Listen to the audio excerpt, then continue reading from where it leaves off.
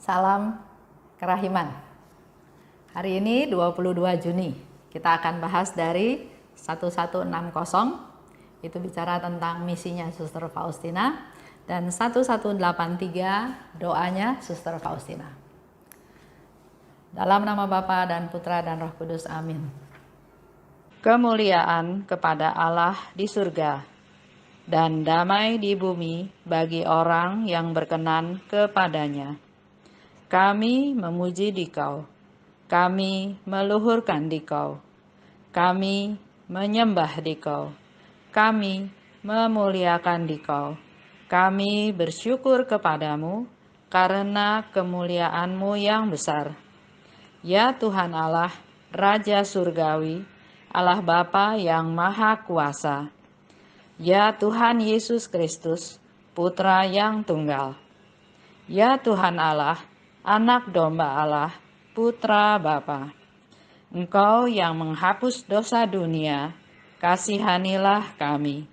Engkau yang menghapus dosa dunia, kabulkanlah doa kami. Engkau yang duduk di sisi Bapa, kasihanilah kami. Karena hanya Engkaulah kudus, hanya Engkaulah Tuhan.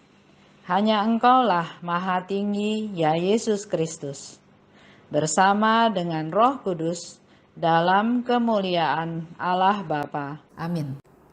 Dalam nama Bapa dan Putra dan Roh Kudus. Amin. Kita bahas ya. 22 Juni 1160.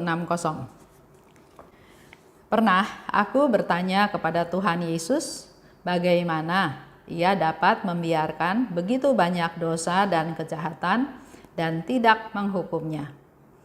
Ketika itu Tuhan menjawab aku memiliki kesempatan yang tak terbatas untuk menghukum orang-orang itu. Karena itu, aku memperpanjang masa kerahiman bagi mereka. Tetapi celakalah mereka kalau mereka tidak menyadari masa kunjunganku ini. Putriku, juru tulis kerahimanku, tugasmu tidak hanya menulis mengenai kerahimanku dan mewartakannya, tetapi juga memohon rahmat ini bagi mereka, supaya mereka pun dapat memuliakan kerahimanku. 1183. Oh Yesus, aku ingin menjalani saat ini seolah-olah hari terakhir dalam hidupku. Aku ingin menggunakan setiap saat dengan seksama demi semakin besarnya kemuliaan Allah. Aku ingin menggunakan setiap situasi agar sungguh bermanfaat bagi jiwaku. Aku ingin memandang segala sesuatu dengan pandangan bahwa tidak suatu pun terjadi tanpa dikehendaki oleh Allah. Allah kerahiman yang tak terselami, rengkuhlah seluruh dunia, dan lewat hati Yesus yang Maha Rahim, curahkanlah dirimu sendiri atas kami. 1160. Suster Faustina tanya sama Tuhan. Mungkin pertanyaan ini juga sering kita bertanya ya. Mungkin bertanya sama Tuhan atau bertanya kepada teman sesama atau bahkan mungkin bertanya kepada pastor. Yesus, kenapa Engkau membiarkan begitu banyak dosa dan kejahatan dan tidak menghukum mereka? Ada yang membunuh, ada yang merampok. Bahkan sekarang ya kejahatannya makin meningkat. Dengan seenaknya dia bisa tusuk orang, tawuran, anak-anak bawa parang, bawa tombak, bawa batu, bawa pentungan. Di jalan bisa aja main sabet sana sabet sini. Nggak kebayang ya, yang disabet itu bagaimana. Ada satu orang yang mungkin menyinggung terus dihajar, dipukulin sampai meninggal. Bahkan pernah ada satu cerita, anak-anak ini geng motor ya. Dia seneng aja, dia bawa sabit ya, dia lewat sana, dia lewat sini, terus dia lihat ada satu pengemis tunawisma lah ya, mungkin sedang duduk di pinggir toko. Dengan seenaknya tanpa rasa bersalah dia main sabet aja.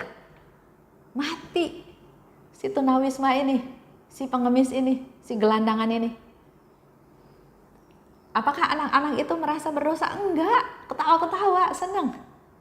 Tapi ya itu, Tuhan itu luar biasa. Ternyata di sekitar toko itu ada CCTV. Nah, dari CCTV itulah kelihatan siapa anak-anak yang melakukan perbuatan itu. Akhirnya sama polisi dicari, anak itu dikejar, akhirnya ketangkap satu rombongan itu. Ketangkap, waktu ditanya, ya dia bilang iseng aja, karena dia pikir kejahatannya itu nggak ketahuan. Akhirnya ya diproses, masuk penjara. Nah, pertanyaan itu kan sama juga, kita juga bisa tanya, seperti yang Suster Faustina tanya. Yesus, kenapa engkau membiarkan begitu banyak dosa dan kejahatan dan enggak menghukum mereka?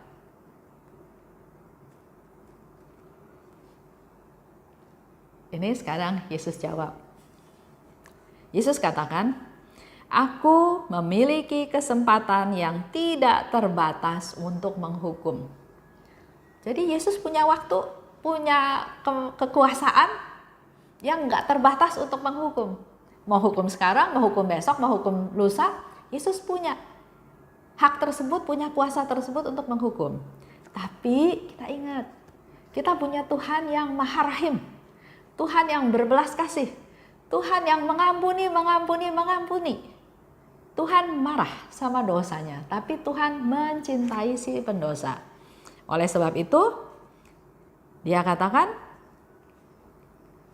waktu menghukum bisa tidak terbatas. Ya. Di situ dikatakan, aku memperpanjang masa kerahiman bagi mereka. Aku memperpanjang. Tuhan begitu belas kasihnya, begitu memberi kesempatan kepada kita, sama dia diperpanjang waktu kerahimannya. Ya, kalau gampangnya, mungkin waktu kerahimannya sekarang stop, itu semua yang berdosa dihukum. Tapi karena Tuhan berbelas kasih, karena Tuhan pengampun, Tuhan Maha Kasih, dia memperpanjang masa kerahimannya. Ya. Lihat lagi di 1193 sebelum lanjut ya. Di 1193 Yesus bilang begini, aku membatalkan hukuman-hukuman karena engkau, Suster Faustina. Jadi ada orang yang harusnya memang sudah dihukum karena berdosa, karena banyak melakukan kejahatan. Tapi sebaliknya, Suster Faustina selalu berdoa, Tuhan ampunilah mereka yang berdosa. Engkau Allah yang Maha Rahim, Allah yang kerahimannya tidak terbatas.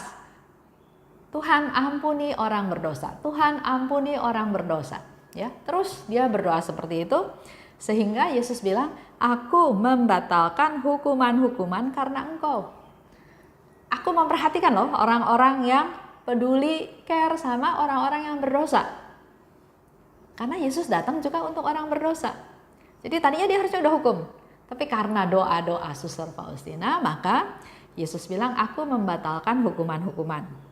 Ada lagi di 1588. Yesus bilang, aku menghukum mereka kalau mereka memaksa aku untuk menghukumnya.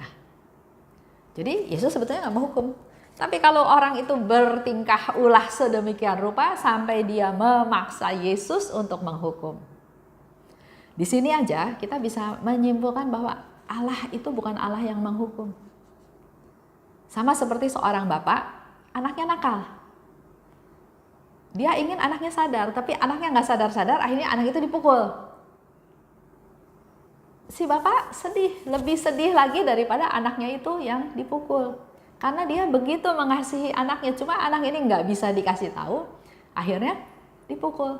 Tapi ada kesedihan.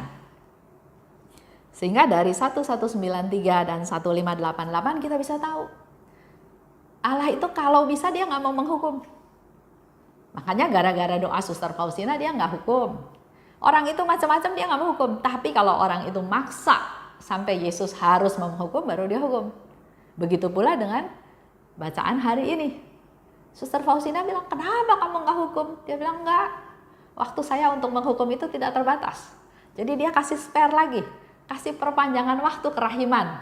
Karena dasarnya dia nggak mau menghukum. Ya. Aku memperpanjang masa kerahiman. Masa kerahiman ini diperpanjang buat siapa? Buat kita semua manusia berdosa. Jadi kita semua diberi kesempatan oleh Tuhan untuk masuk ke dalam masa kerahiman. Jadi apa yang harus kita buat ya? Untuk yang berdosa, bertobat. Untuk yang sudah hidup dalam tanda kutip benar, makin belajar untuk berbelas kasih. Dulu ada ya, satu ibu bilang begini kepada saya, udahlah Bu Esther, nggak usah susah-susah, nggak usah aktif-aktif, nggak usah. Hidup kita nih lurus-lurus aja. Yang penting jangan bikin dosa, jangan rugiin orang. Kalau kita hidupnya lurus, nggak jahatin orang, nggak nipu orang, nggak bikin susah orang, menurut saya masuk surga, katanya gitu. Cuma saya tanya balik, yang pegang kunci surga itu kamu atau Tuhan? Apa ukurannya, apa takarannya kita bisa masuk surga?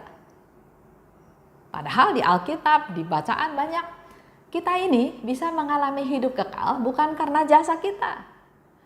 Hanya karena semata-mata Tuhan yang Maha Rahim, Tuhan yang baik sama kita, Tuhan yang mengasihi kita. Jadi nggak ada satu ukuran 1 tambah 1 2-nya, nggak ada. Nah sekarang apa jaminannya? Kalau hanya dengan hidup baik, nggak bikin susah orang, kita masuk surga. Coba kita refleksi antara si orang kaya dan Lazarus lagi. Di Alkitab nggak disebutin Lazarus, nggak disebutin si orang kaya itu jahat. Misalnya disebutin uangnya hasil rampasan, menindas orang miskin, nggak ada. Dia cuma bilang dia tinggal di satu tempat mewah, bajunya bagus. Nggak ada cerita dia jahat. Tapi apa yang terjadi? Setelah dia mati, dia ada di bawah, dia berharap, Lazarus, kasih saya setetes air aja supaya saya sejuk. Jadi apa? Apa yang bisa menjamin kita bakal masuk surga? Sehingga di sini saya mau bilang, apa yang harus kita buat? Selama Tuhan masih kasih kita waktu, masih kasih kita kehidupan, badan kita masih lengkap, masih sehat, kita belajar menjadi manusia yang berbelas kasih. Kalau kita melihat kejahatan, lihat dari kacamata kita, ujung-ujungnya kita pengen balas kan? Dia jahat, ya balas lagi jahat. Ya, sama seperti beberapa waktu yang lalu yang saya pernah cerita tentang tentara Jerman yang mau minta ampun sama orang Yahudi. Karena fokusnya adalah saya orang Yahudi, nenek saya juga dibunuh di depan mata saya, orang Jerman itu jahat, kenapa saya harus ampuni dia? Padahal kesempatannya ada untuk dia mengampuni si orang Jerman tersebut. Kita sekarang dikasih kesempatan untuk belajar untuk berbelas kasih. Belajar untuk memandang kejahatan yang ada bukan dari mata kita, bukan dari kacamata kita, tapi dari kacamata Allah, ya. Yaitu kita perlu memaafkan, kita perlu menyembuhkan mereka, perlu memaafkan, perlu menyembuhkan mereka, dan melihat kejahatan itu bukan dari kacamata kita, tapi melihat dari kacamata Allah.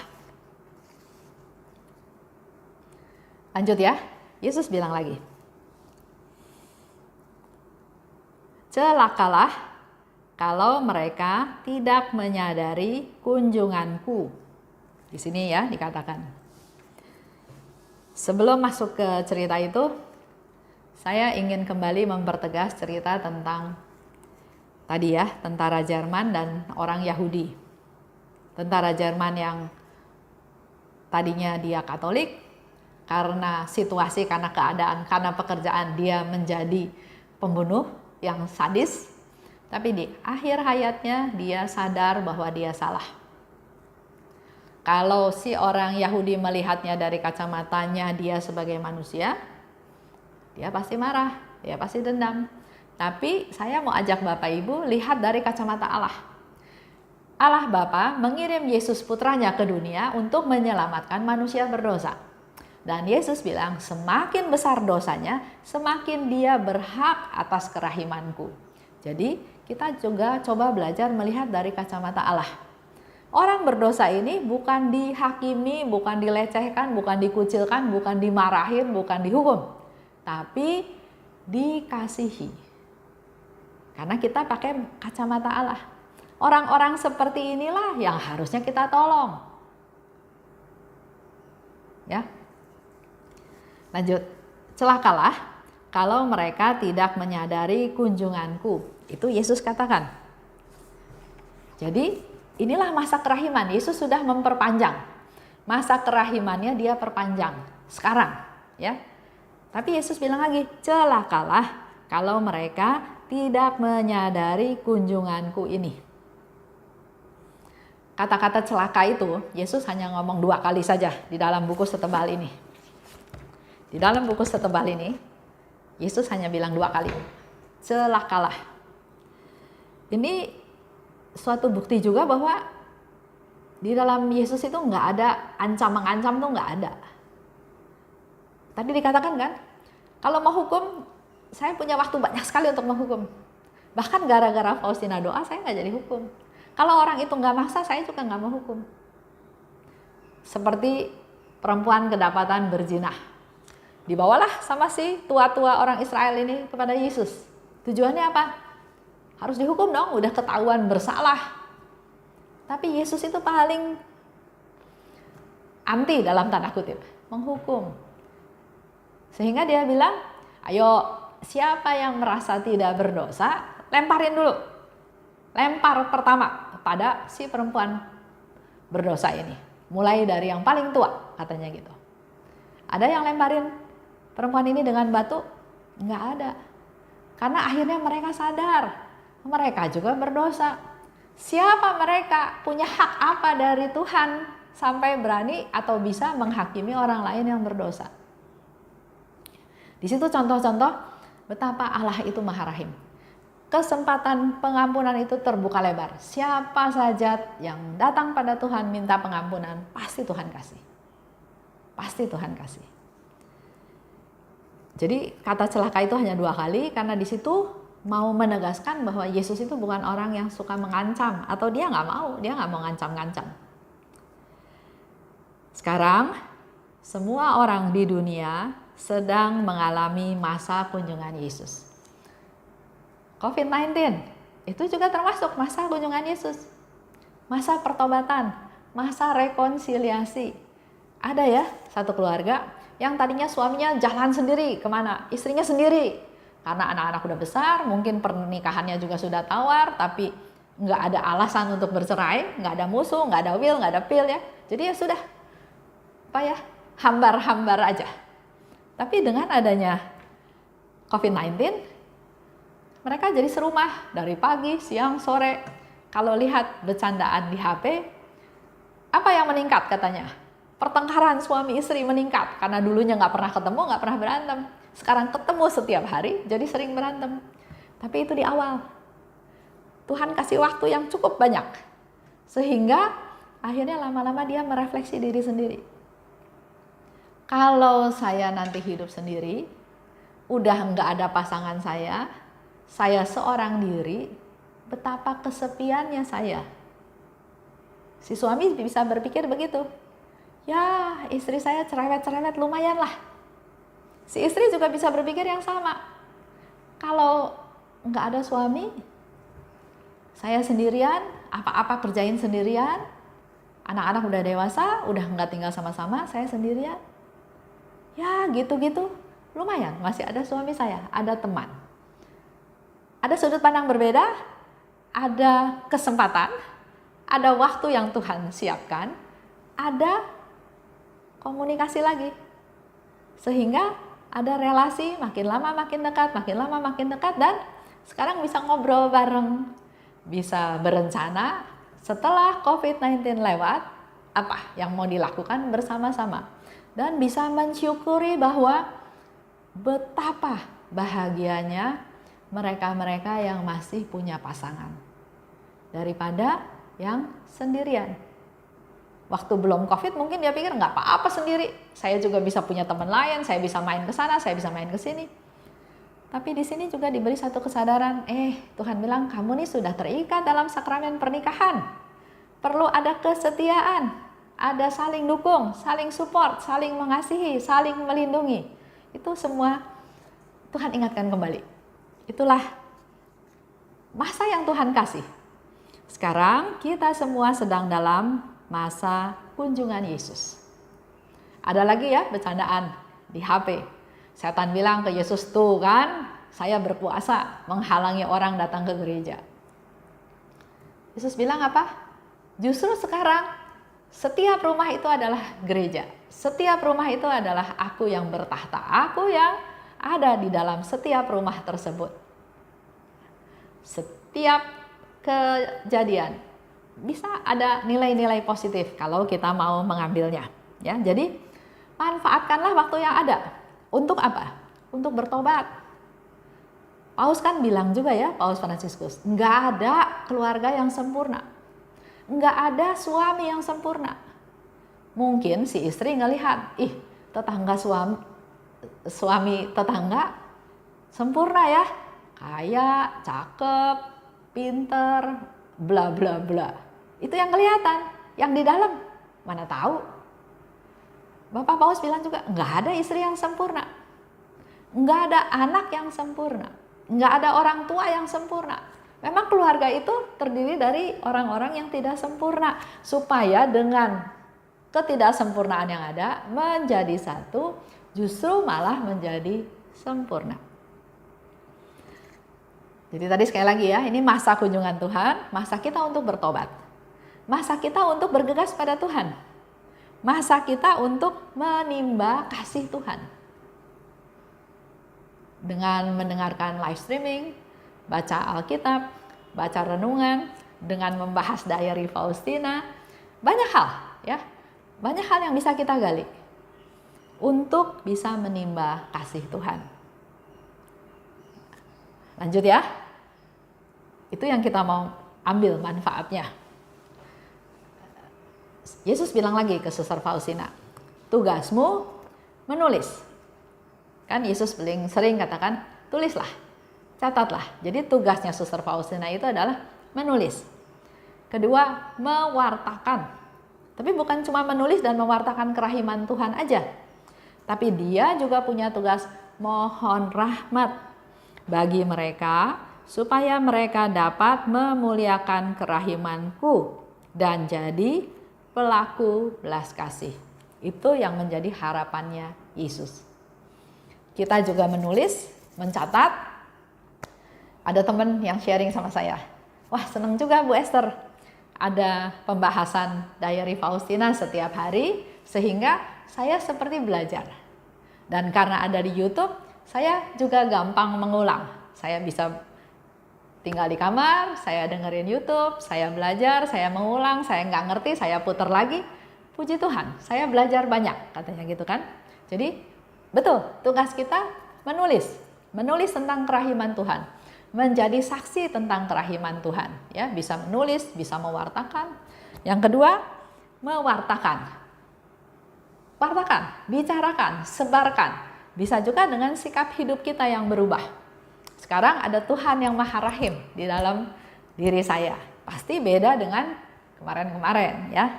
Tapi ada lagi tugas kita yang ketiga. Mohon rahmat. Untuk siapa? Untuk mereka. Untuk mereka, supaya mereka yang belum memuliakan kerahiman Tuhan nanti suatu hari mengalami dan akhirnya mereka juga memuliakan kerahiman Tuhan. Dan satu lagi yang penting, menjadi pelaku belas kasih. Menjadi pelaku belas kasih. Jadi bukan hanya ngomong aja, tapi kita harus masuk ke tindakan nyata.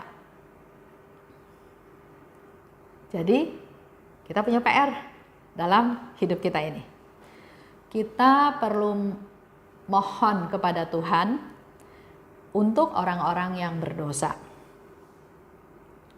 supaya mereka mengalaminya dan kemudian memuliakannya. Setelah mengalami, memuliakan. Itu yang menjadi PR kita semua. Lanjut ya, Suster Faustina bilang lagi begini. Aku ingin menjalani saat ini seolah-olah hari terakhir dalam hidupku. Kita nggak tahu umur kita sampai berapa lama, ya. Dengan keadaan COVID-19 kita bisa juga dapat masukan banyak. Nggak peduli kaya, miskin. Nggak peduli tua, muda. Nggak peduli sehat, sakit. COVID-19 ini nggak pilih kasih, nggak pilih-pilih. Dia bisa kena ke siapa aja. Bahkan yang kenanya pun nggak sadar dia kena, tiba-tiba parah dan meninggal. Jadi di sini mau dikatakan bahwa karena kita nggak tahu umur kita nggak tahu saat kita kapan, maka Suster Faustina ambil satu kondisi di mana apapun yang saya lakukan hari ini adalah saya anggap hari terakhir. Besok itu kesempatannya belum tentu ada lagi. Kalau besok dia meninggal kan nggak bisa lakukan apa-apa lagi. Jadi dia katakan, menjalani saat ini seolah-olah hari terakhir dalam hidupku. Do the best. Lakukan yang terbaik. Jangan sia-siakan waktu. Jangan menunda-nunda. Besok lagi. Ya kalau ada besok. Ya. Belum tentu kesempatan itu balik. Menggunakan setiap saat untuk semakin besar memuliakan Allah. Jadi fokusnya gimana caranya hari-hari yang berharga itu dipakai untuk memuliakan Allah. Di dalam setiap situasi harus bermanfaat. Kayak sekarang kembali lagi, zaman di rumah saja COVID-19. Apa yang kita lakukan lebih banyak atau lebih sedikit dibandingkan kalau kita nggak mengalami situasi seperti sekarang ini. Kita punya banyak waktu ya, bangun jam 5 atau jam 6. Apa yang dilakukan? Sampai nanti malam lagi, jam 10, jam 11. Begitu banyak waktu. Coba Bapak Ibu evaluasi. Banyak yang dilakukan atau malah lebih sedikit yang dilakukan? Kalau kenyataannya adalah, bagus, nonton TV dulu, bagus. Mau beresin rumah ceritanya. Oh, filmnya bagus, nonton. Nggak apa-apa lah. Besok aja mulainya beresin rumah. Mau olahraga, karena ada tawaran ini itu, akhirnya besok lagi aja. Nah, coba dievaluasi. Apakah dengan adanya COVID-19, dengan kita di rumah saja, fokus kita ke keluarga, ke rumah tangga, ke relasi di antara keluarga menjadi lebih baik atau enggak? Waktu kita menjadi lebih efektif atau kita sia-siakan? Karena kita berpikir punya banyak waktu. Bahkan tadi saya dengar di TV, menurut kalkulasi dari universitas di Singapura, katanya masa corona ini baru berakhir di Indonesia bulan Oktober. Berapa bulan lagi? Ya. Kalau orang itu menerima itu, wah berarti saya santai lagi 5 bulan lagi. Jangan sia-siakan. Tuhan bilang ini waktu kerahiman. Ini saatnya. Pakailah sebaik mungkin. Kalau Suster Faustina bilang, ini hari terakhir hidupku. Apa yang harus aku lakukan? Jangan sampai ada hal-hal yang tertunda yang nggak bisa dilakukan. Setiap situasi agar sungguh bermanfaat. Dan Suster Faustina minta supaya Tuhan merengkuh seluruh dunia, supaya lewat hati Yesus yang Maha Rahim, curahkanlah dirimu sendiri atas kami. Jadi Suster Faustina minta supaya melalui Yesus yang Maha Rahim, Tuhan mencurahkan rahmat-Nya untuk kita semua. Kita akhiri ya dengan doa penutup. Dalam nama Bapa dan Putra dan Roh Kudus, amin. Allah Bapa yang Maha Baik, terima kasih karena pada hari ini kami mendapat pencerahan daripada-Mu. Engkau paling tidak mau menghukum. Bahkan hanya karena doa-doa Faustina, Yesus tidak jadi menghukum. Bahkan Engkau juga baru menghukum bila mereka memaksa Engkau untuk melakukannya. Engkau Allah yang Maha Rahim. Engkau menunda masa hukuman tersebut dan bahkan memperpanjang masa kerahiman. Jamahlah kami semua Tuhan, urapi kami supaya kami bisa benar-benar memanfaatkan masa kerahiman ini untuk memperbaiki diri kami, pribadi kami, keluarga kami, dan juga untuk kami punya waktu, punya kepedulian, punya kepekaan untuk memperhatikan orang-orang di sekitar kami dengan doa kami, dengan tindakan belas kasih yang Kau kehendaki dari kami. Terima kasih Bapa, biarlah Engkau merengkuh seluruh dunia. Melalui hati Yesus yang Maha Rahim, Engkau memberkati kami semua. Amin. Dalam nama Bapa dan Putra dan Roh Kudus. Amin. Salam kerahiman.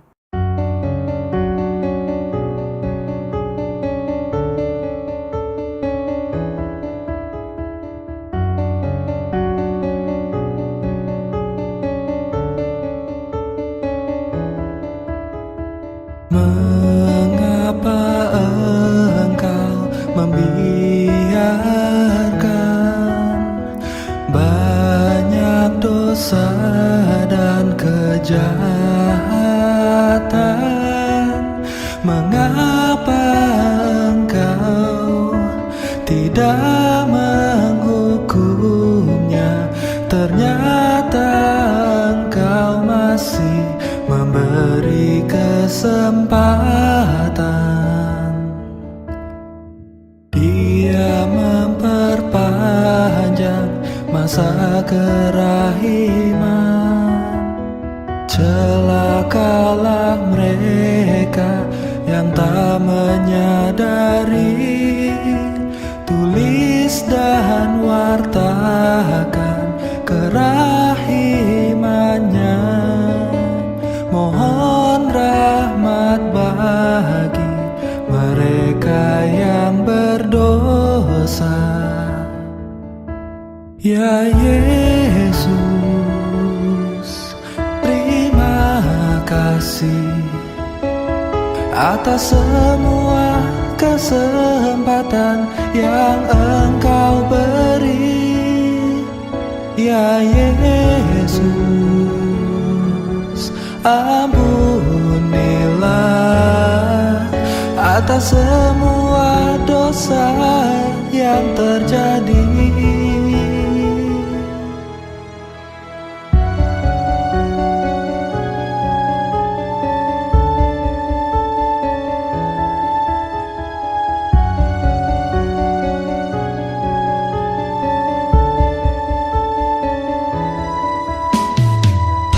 Mengapa engkau membiarkan banyak dosa dan kejahatan?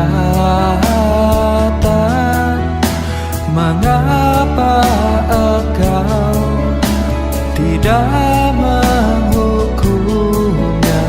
Ternyata engkau masih memberi kesempatan. Dia memperpanjang masa kerahiman. Celakalah mereka yang tak menyadari. Tulis dan wartakan kerahimannya. Mohon rahmat bagi mereka yang berdosa. Ya Yesus, terima kasih atas semua kesempatan yang Engkau beri. Ya Yesus, ampunilah atas semua dosa yang terjadi. Ya Yesus, terima atas semua kesempatan yang Engkau beri. Ya Yesus, ampunilah atas semua dosa yang terjadi.